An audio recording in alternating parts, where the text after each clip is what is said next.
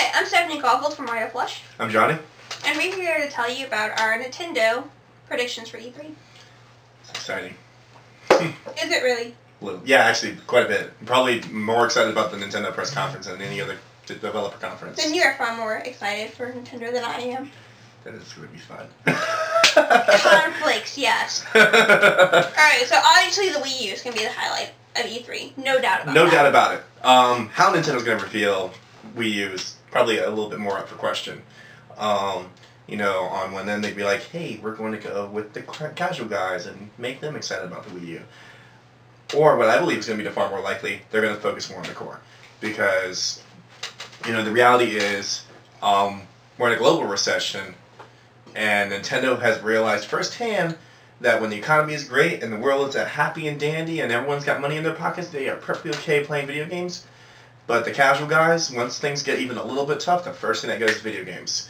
And that's what happened, really, at the end of the day, that's what happened, I feel like happened to the Wii U. It took that downturn right with the economy. Because it was so tightly knit to the average household. Whereas, a person who owns and plays actively Xbox and the person that owns and actively plays a PlayStation 3 will rather eat ramen for a week than miss out on the next big game. Yes, it's definitely going to be very interesting to see how they approach the whole Wii U. Because I think they are going to target the hardcore market first. I can see the hardcore market not jumping onto it because it is gimmicky, and I'm still expecting a really high price tag for this. It's basically a tablet with your system. No, it's not. It's not. Because I've heard that argument before. It's not a tablet with it. It's a monitor. It's a touchscreen monitor and a controller. That's still expensive. I mean, it doesn't have any of the guts of a tablet. Like, it's all the information processing is coming from the system. So, I mean, there's been some predictions saying that the controller costs maybe $50 to manufacture, which means if they were to sell it in the open market, it'd probably be an $80 controller. Yes, it's an expensive controller, but at the end of the day, $80 versus $60 for an Xbox controller is not that much of a difference. I don't buy either. And that's fair, but but what I'm saying is, like, the controller is not the big deal. I don't think it's the thing that's going to jack up the price of the hardware. In order to stay competitive with Microsoft and Sony, and they have to, 300 is going to be the magic number, I think. Maybe 350. They're not going to put $399. That's too much. Yeah, that's definitely too much. 300 is what I think is going to be the magic number, though. I think, they're probably not going to announce it at E3. I think they've already confirmed that they're not going to announce it at E3. But 300 is the magic number. It's more or less a Tokyo Game Show thing. Yeah. So they're definitely going to show off the Wii U at E3 and definitely get people hyped and excited. But, like, all the technical stuff and everything regarding when it's going to be released, how much it's going to be, maybe even a launch title, I see that more or less being a Tokyo Game Show thing, because it's probably going to come out in Japan first before hitting America. No, I think it's going to be an international release just like Wii was. Maybe. Wii was an international release. Wasn't 3DS were international? I think Japan got it first, but only by a week. Yeah, only by like a week or two. Even still, it's like, that's still an international release when you're releasing it within a week of each other. It's certainly not the, like with PlayStation 2, almost a year, 6 months, a year before it comes over here. The days of hardware being, delayed overseas and stuff like that, that's gone and done. I do agree that they're going to probably announce that information at Tokyo Game Show. Nintendo never announces specifications of their hardware in terms of performance because they don't feel it's particularly important. I would be inclined to agree, judging by the way that the first-party Nintendo games look. They've been able to do a lot with very little hardware. I'm really eager to see what they do with even the 20, 30, 50% extra power that over the Xbox and PlayStation 3 that people are saying that the Wii U has. And then also on top of that, going right in line with my thoughts, both Gearbox and Ubisoft have come out and said that the best versions of Aliens Colonial Marine and Assassin's Creed 3 are going to be the Wii U version. This is going to be better graphics, it's going to have exclusive features, it's being built with that in mind.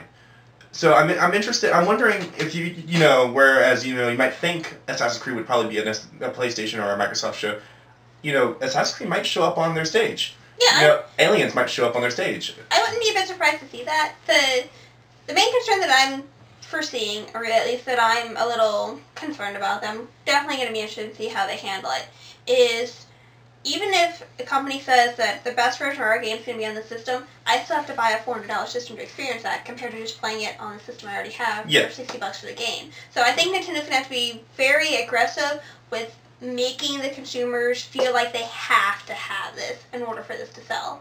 And I feel like the Wii U's probably might come out this year. Oh, it's going to come out this year. Either this holiday or early next spring. They've already confirmed it's coming out this year. Okay. They have beaten it into everyone's skull. It's coming out this year. Reggie, a week ago said it's coming out this fall. Just before Christmas. That is true. So it's happening.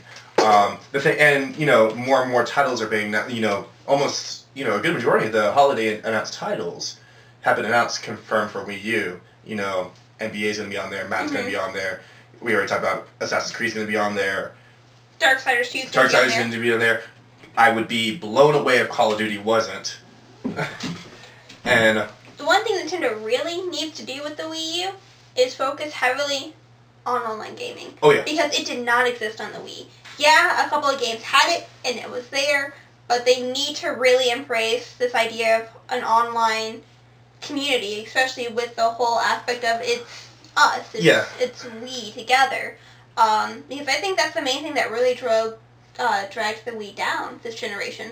Was even though they have great first-party games and people buy Nintendo products specifically for those first-party Nintendo games, I think the fact that there really wasn't a lot that you could do with anyone else really withdrew a lot of people. I agree, and it's interesting though, and there's been some allusion to this.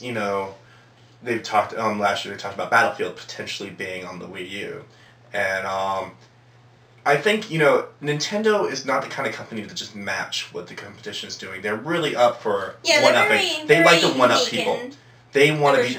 They're not the kind of people who want to say we want to match features. They want to better everyone's features. And I think the way that they could do that is by opening up the platform and online space far beyond what Microsoft and Sony offer. Because right now, both Microsoft and Sony are very, very close platforms. There are certain things that you're just not allowed to do on their platform.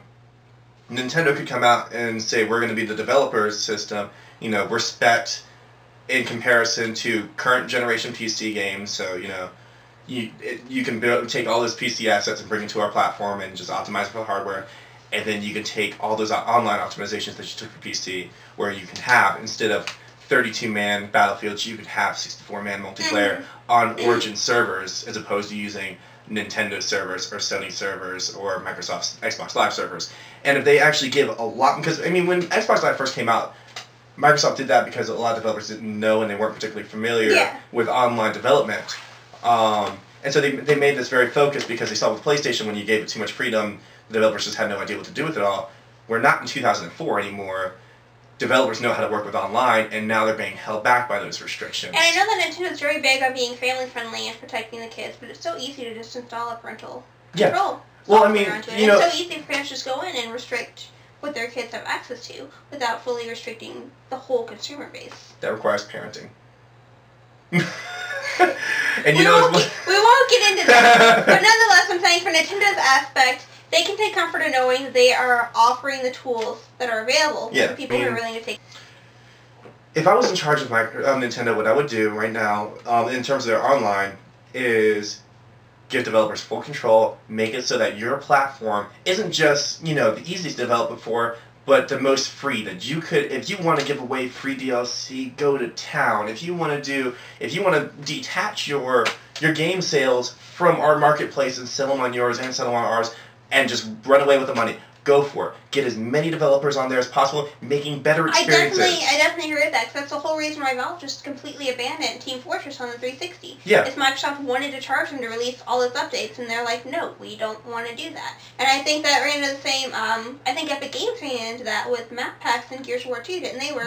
They wanted to release it free, but Microsoft said, no, you have to charge X amount. And then when you see Valve spin around and do what they want to do on their own platform, and they're super successful at it, it's really interesting that Microsoft and Sony haven't changed their tune, saying how much more, hey, I gave free content and cut the game digitally, and we'll talk about digital content with Nintendo in just a moment, but we released free content, and on the shop channel you can buy the game digitally for half price right now, go to town. And then